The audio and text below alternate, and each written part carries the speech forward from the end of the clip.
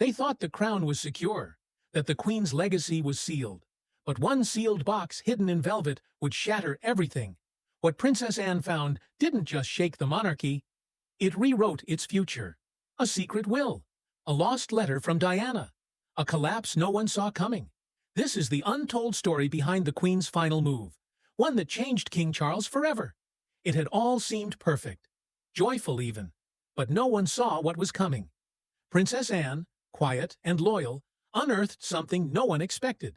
Hidden deep in Queen Elizabeth's private chambers was a handwritten will, unseen by the public, unknown to royal advisors. But even more shocking, a secret letter from Princess Diana, untouched for decades. When Anne handed the document to King Charles, the energy shifted.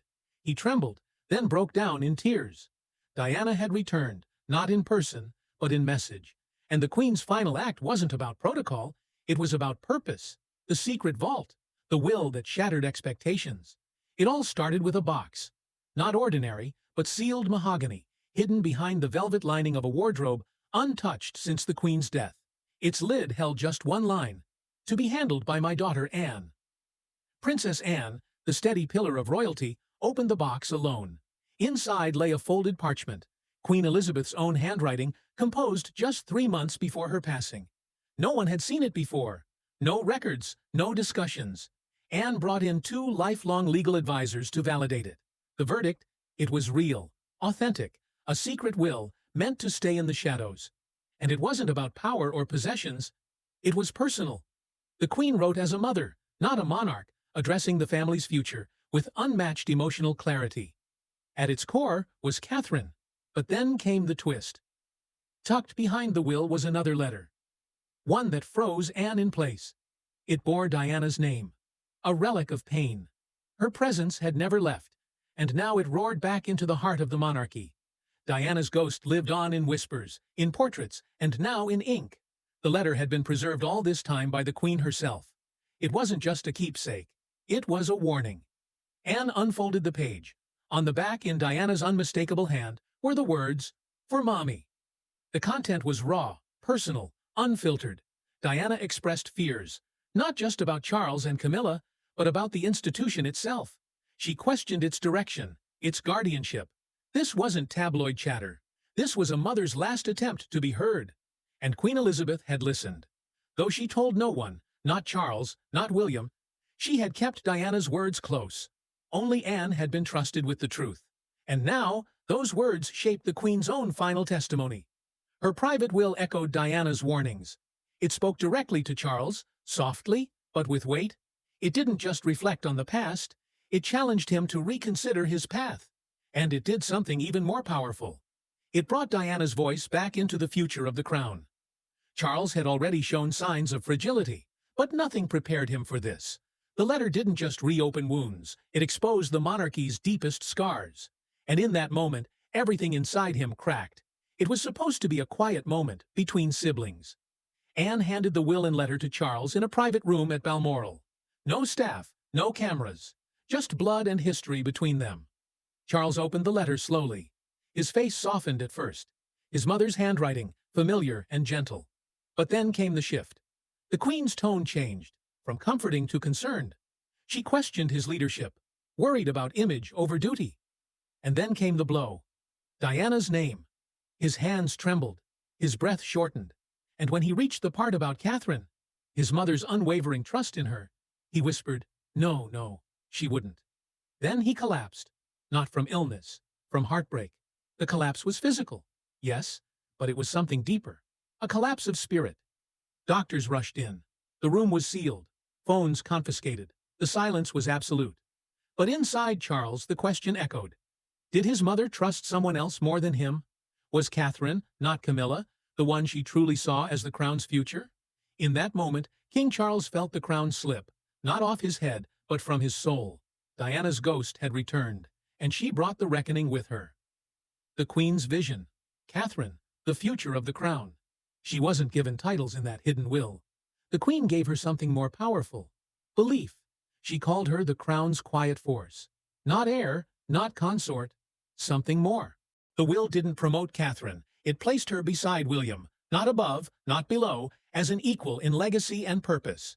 Elizabeth ordered she be given ceremonial roles, a seat in major decisions, and influence in modernizing the monarchy. This was more than symbolic. It was succession through trust. The Queen had watched Catherine, not just in public, but in private moments. The calm under pressure, the dignity without drama, the strength behind the scenes. Their bond was personal.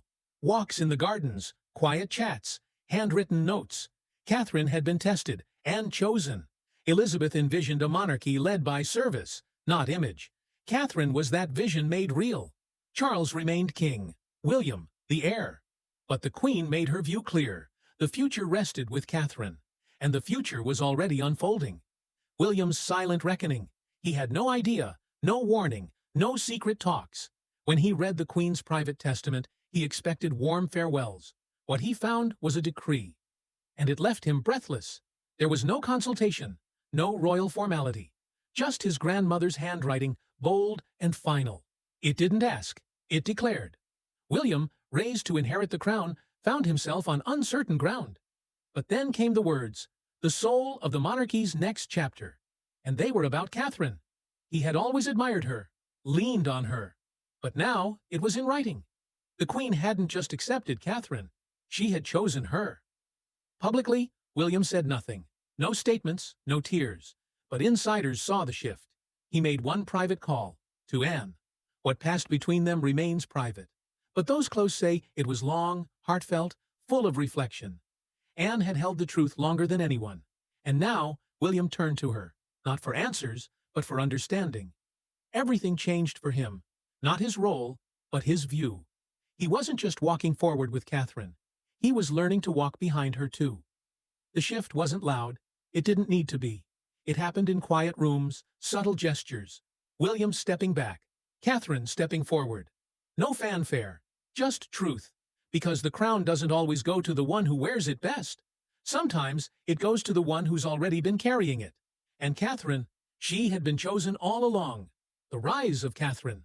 A princess shaped not by spotlight, but by the silent approval of two powerful women, Queen Elizabeth and Princess Anne. Elizabeth, known for silence, found something rare in Catherine. Duty, without vanity. She gave her the Royal Victorian Order, a personal honor, not a political one. It spoke of trust, not protocol. But even more telling were the unseen moments. Quiet afternoons, shared notes, small signs of connection between Queen and future Queen. Through those, Elizabeth made up her mind. Anne saw something different. Not grace, but grit. She watched Catherine not for charm, but for consistency. And in that, she saw herself. A woman not chasing titles, but embracing responsibility. Together, these two women didn't raise Catherine up with fanfare. They chose her in silence. But now, that silence has become a roar. She leads without shouting, Princess Anne once confided to a trusted aide. And in those few words, she captured the quiet strength that set Catherine apart. Over the years, while the world focused on grand events and photo ops, Anne watched something deeper unfold. She had seen Catherine's strength not in speeches, but in silence. No headlines, no drama, no scandals, just a calm, determined presence that never sought attention, but always delivered when it mattered. Anne, who had built her own life in duty and quiet discipline, recognized a mirror in Catherine. And as time passed, she quietly became her protector, her mentor. Catherine, in return, never changed. Even when the spotlight turned fully on her, she didn't reach for it. She stood still, letting the moment come. Calm, graceful, and composed. While palace corridors buzzed with whispers, while lawyers scrambled behind closed doors, Catherine simply showed up. She smiled. She served. She held her ground. And without ever demanding it, she became the axis around which the monarchy quietly began to turn. Queen Elizabeth had seen it all before anyone else. She knew what real power looked like. Not loud, not flashy, but deeply rooted. In Catherine, she saw something that couldn't be taught. A perfect harmony of dignity and modern resilience. She saw someone who understood history but wasn't trapped by it. Someone who didn't need to prove anything to the public because she had already earned their respect without even trying. In a royal family scarred by scandal and haunted by Diana's legacy, Catherine became something no one expected. The calm in the storm, the reassuring presence that reminded the people that royalty could still be human, still be hopeful, still be honorable. She wasn't just Diana's daughter-in-law, she was the one woman chosen by two of the strongest royals to ever wear the crown. Queen Elizabeth, by vision, and Princess Anne, by blood. And now, finally, the world was beginning to see what they had seen all along. But, in another part of the palace, storm clouds were forming. Camilla, who had spent years weathering criticism, scandals, and comparisons, believed she had finally earned her place beside Charles. She had endured everything, public outrage, tabloid cruelty, and royal resistance, and still stood by his side. And at last, she had the title she had once only dreamed of, Queen. But one hidden letter changed everything in an instant. The Queen's private will, the one no one was supposed to see, didn't mention her. Not once. No acknowledgement, no praise, not even a sentence. To Camilla, it wasn't just silence, it was rejection. A final judgment from the monarch, who had never fully welcomed her, now made eternal in ink. Behind palace doors, Camilla was composed, but inside she was burning. Her aides began whispering, why was this letter revealed now? Why was it found by Anne? Was it deliberate? Was it Diana's revenge reaching beyond the grave? Outwardly, Camilla kept smiling, walking beside Charles, playing her part. But those close to the palace saw the shift. The air between her and Catherine grew colder. The Queen's silence in her will had sent a message, and Camilla knew it wasn't in her favor. And that letter, once hidden, was now stirring a legal storm that threatened to shake the entire monarchy. This wasn't some public will read out in Parliament. It wasn't recorded or registered anywhere official. It didn't follow tradition. But it had something stronger than legality. It had the Queen's own words, written in her hand, signed and later confirmed by the most trusted royal legal minds alive. It was real, and more importantly, it was powerful. The palace, meanwhile, descended into quiet turmoil. Some within the inner circle claimed the document was meaningless, just symbolic. It had no power over law or succession. But others knew better. They believed it spoke louder than any legal decree, because it revealed the Queen's true vision for the monarchy's future. And ignoring it, they warned, would not just be unwise, it would be betrayal. In secret meetings, royal lawyers debated the consequences. Should they reveal it or hide it? Acknowledge the Queen's wishes or suppress them? Some said honor it discreetly, through ceremonial gestures. Others demanded action, real, lasting change based on what Elizabeth had asked. But before any decision could be made, the world found out. The leaks began slowly, first in Europe, then globally. Whispers of Diana's letter, of the Queen's faith in Catherine, began hitting headlines, and almost overnight, the story erupted.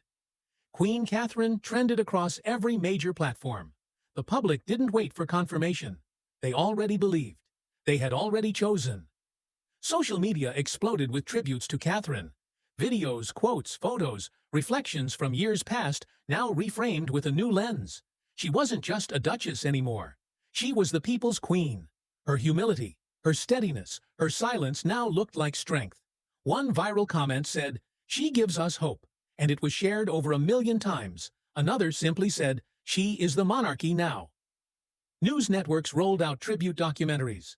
Major outlets across Europe ran full-page features, not on Charles, not even on Camilla, but on Catherine. In places where the crown had once seemed outdated, something shifted. People began saying, maybe, just maybe, the monarchy still had a future, if it looked like her. Within palace walls, the tremor was impossible to ignore. Charles and Camilla, who had fought for decades to gain acceptance, now saw the ground shift beneath them. And all it took was one secret will, one letter, one name, Catherine. But to the public, this wasn't rebellion. It was revelation. They weren't rejecting tradition. They were embracing a new version of it. One built on grace, not grandeur. One that quietly carried the legacy forward. And at the center of this royal reawakening was Catherine. Not crowned in gold, but honored in spirit by millions. As the storm swirled outside the palace, one question burned brighter than all others. Was this Queen Elizabeth's plan all along? Her final letter wasn't written in haste. It wasn't petty. It was deliberate. This was a woman who had ruled longer than any monarch in British history. She didn't act without purpose. Her final act wasn't aimed at wounding Charles or silencing Camilla. It was about protecting the crown. By placing it in hands she trusted. She saw the tides of change. She saw what the people needed, and she gave it to them, not through spectacle, but through a quiet choice, a private will, a single name, a subtle signal that the monarchy's next chapter must be led by character, not just lineage. Now, Charles is left with the hardest decision of his reign: follow his mother's unspoken command or bury it beneath royal tradition. But no matter what he chooses, the truth is already out. The world has seen it. The people have felt it.